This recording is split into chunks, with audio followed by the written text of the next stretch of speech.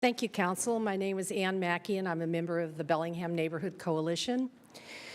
It's very hard to unring a bell, especially when the bell is displayed on the front lawn of City Hall. Someone on the Council, or perhaps all of you, helped to make this encampment possible. It's well planned with porta potties, tents, soup kitchens, perhaps power cords.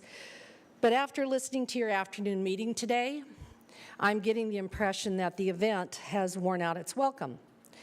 It's not going to be easy to unring the bell. Like many things this council seems to be engaged in, it's unclear to me what your end goal really is. Was this encampment to bring a focus on homeless crisis? It certainly is serving to illustrate to the citizens that you do not have a solution figured out, nor have you managed to bring powerful players in our city together to work on a community solution. Peace Health has an empty hospital at the old St. Luke's site. Albertsons has an empty grocery store in Birchwood. Max Motel on Samish Island is empty and shuttered because of their licensing violations.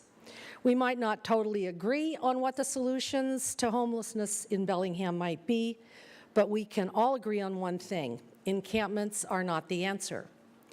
Why isn't the council putting its efforts into getting state funding for the Aloha Motel project? Perhaps you are, but it's not apparent, and that's something you might actually have an impact on.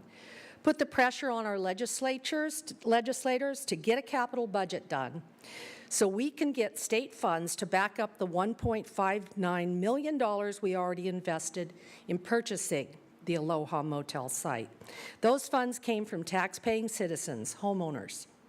Why isn't the council working on formation of public-private partnerships to develop Sandwich Way Urban Village or any of the other urban villages in our city?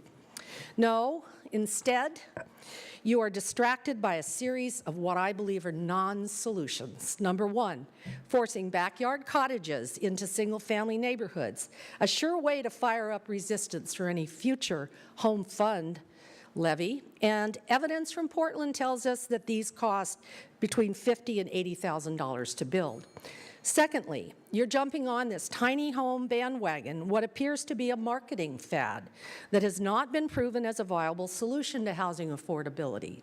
Third, failure to enforce current zoning and density rules so that we can get away from illegal rooming houses that are charging $3,000 a month rent.